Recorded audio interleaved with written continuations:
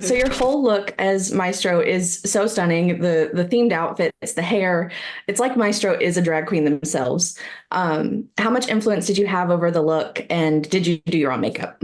So I wouldn't say that I flexed any influence on the look because the looks were perfect when they came to me. Like I just loved the looks. All I did was say yes, and they came to me showing me these ideas for Maestro that were inspired by iconic musicians throughout time. So you get a little bit of Liberace flair in the piano key coat. And then we have a nod to Adele with my Grande Dame at the piano moment. And then, of course, Sergeant Pepper in my music battle. But all I really did was say to them, you know, we, the people, them, the designers are getting the idea for the costumes from the iconic musicians. But in my mind, the iconic musicians got their ideas for their look from Maestro, as if these iconic musicians throughout time have interacted with Maestro in some capacity before. And that didn't really change the costumes. That's just where we all kind of went, yeah, and like, I guess leaned in a little bit. I love that so much. So you also got to play in the theme for this episode, which is so iconic. And I know you were friends with Russell prior to joining the series, but were you a fan of the show yourself? My wife got me into it, so I love it. Yeah, my partner and I my partner at the time and I were watching Doctor Who during lockdown as the show we could agree on because I have very eclectic taste in television and he's British. So so we watched Doctor Who, and funny enough, we did we kind of we wouldn't watch it when we were separate, so we kind of fell out watching it together at the end of the seasons that Russell wrote. So I've seen everything that Russell wrote for Doctor Who, and yes, we have been friends for quite some time, and he's come to many shows throughout the years. And he came to my show Together Again, which I'm going to be playing at the Seattle Repertory Theater. He saw this show, which is me playing myself in my 80s. It's a very absurdist, dystopian, futuristic show that I created with my music partner, Major Scales. And Russell saw that in Manchester, and I guess on the walk home that night, thought I might be good for the character Maestro. And I thought that was really, really funny. But it was also kind of affirming because it was a specific performance he saw. It wasn't like he was just giving me a role because we're pals, He saw me a role and he goes, "Oh, that's kind of what I've been looking for this villain." And of course, I was just like, Russell, you can have a kidney if you need it. Like, take it. Like, I'll do anything. I love it. Music and theatricality are such a major part of this role, and I genuinely can't imagine someone else in it. You're perfect for it. When Russell first handed you the script, what was your initial reaction to that whole thing? Oh my gosh. Well, I just loved everything about this character. First of all, I love playing a villain. Villains are typically a lot of fun to play. Depends on the piece, But I love playing a villain when it's right. And Maestro is a god. And I mean, what actor doesn't want that gift, right? Because a god, you can do anything as a god character, as an immortal, And with Maestro's just not bound by any mortal societal rules. Maestro makes their own rules, and that's so exciting as an actor to get to play, and I got to play such a range with Maestro.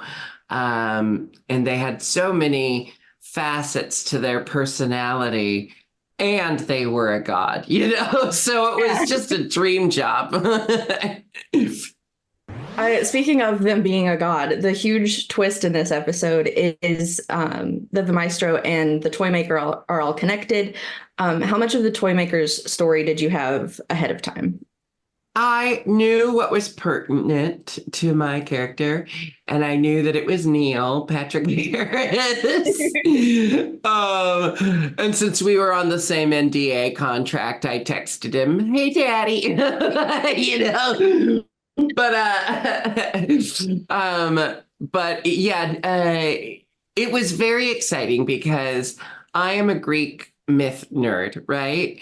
And essentially, Maestro is part of a pantheon in my mind.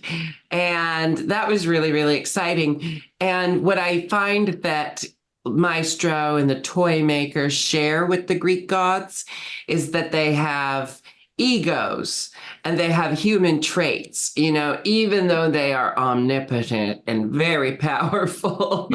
uh, they have they have desires, and they make mistakes, and they can slip up, it make because you want when you're playing someone as powerful as Maestro, you still want parameters, right? Mhm. You still want to work within something that makes sense. You got to still kind of find the logic of this world. So, what I liked about Maestro is they had a mission. They weren't just evil with a capital E. They had something they really believed in that they thought was a beautiful thing. And I believed it was motivated by daddy issues they had, an inferiority complex they have around their dad. So that is so much more rich and full to play than just being evil for the sake of being evil, right? And that speaks to Russell as a writer. Absolutely. Aside from the Toymaker, did you look to any other Doctor Who villains or any other villains in general to inspire yourself when you were stepping into the role? Well, yeah. That's oh my gosh. Oh my gosh. Michelle Gomez. I just love everything I've ever seen her in. Absolutely. And she was the mistress, Missy, and another extremely powerful character. And what I like about the Maestro, and what I like about Michelle Gomez's when she plays a villain, is how unfazed they are because Mhm. of how powerful they know they are. And you don't, I don't know. I love seeing a femme character who's just not scared, who's just not. I love playing a femme character or a character who has femme attributes, who is just not intimidated by male tactics. And I see that in Michelle Gomez. And of course, since she had already worked in the Doctor Who world, I kind of thought about how she makes big, big choices seem natural because she roots it in what's true for the character. So I took that into playing the Maestro. Here's this over the top character who controls music, who moves like a ballet dancer, I decided, but they still have something real to them. There's still got to be a truth to them. And I think, what I've learned from my favorite female actors, especially character actors, is how to make big decisions seem real by grounding them in something true for the character. I love that so much. I actually need to see Missy and Maestro interact now because that would be amazing. Oh my gosh, that's another person I would do anything for. Michelle Gomez. When I spoke with Ncuti for the Christmas special, he had nothing but high praise for your performance. He said you elevated the whole show, and I have to agree. He also said you had Millie a little bit starstruck. So can you talk about working with those two a little bit? Well, I didn't know Millie was starstruck. She was full of compliments, of course, but everyone loves to compliment a drag queen. That's par for the course. But what I can say about both of them is they were just such extremely generous scene partners and just so easy to work with because they were happy to be there. They had good attitudes. The whole crew was so lovely, from every actor to every stunt person, every person I interacted with on that set was just lovely. So it was a really friendly, safe, warm environment. And Ncuti and Millie being kind of the anchors of the series, it starts with them, you know, and the fact that they brought such wonderful attitudes to every day of shooting. And then, you know, when you're working in TV and film, sometimes there's moments where all the cameras are on one person, but your scene partner is still acting with you to try to get the reactions and try to match up everything. And they never held back. It was like, and then that made it easy for me to give them my all, even if the cameras weren't on me. And that makes for such good acting. And that's what I mean when I say generous. Like, they never gave me less than 100%, and that made it easy to do the same. I'm so devastated that I don't have my own TARDIS right now because I would give anything to see you in Little Shop of Horrors. Having watched you set that goal to be a drag queen on Broadway in season 5 of Drag Race, what was it like over the last year to have that dream come true?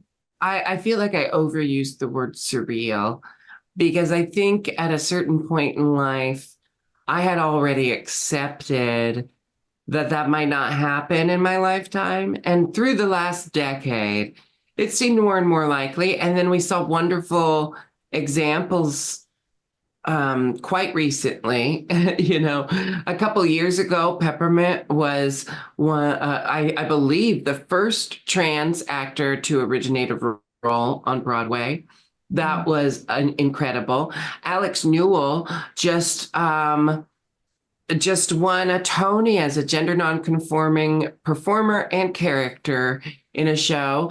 And I feel so fortunate and great, gracious to be living in a time where theater and entertainment is ready to take these steps forward in representation, because queer people, all types of queer people, everyone in the queer community, we have always worked in entertainment. We have always been there as designers, as crew people, as directors, as creators and writers. And for so long, our chances to be in front of the camera were so limited, especially if you didn't fit into a palatable mold, right? So the fact that in my lifetime, as a drag entertainer, as a trans feminine person, that I'm being given the opportunities and the trust and respect that I've been given recently,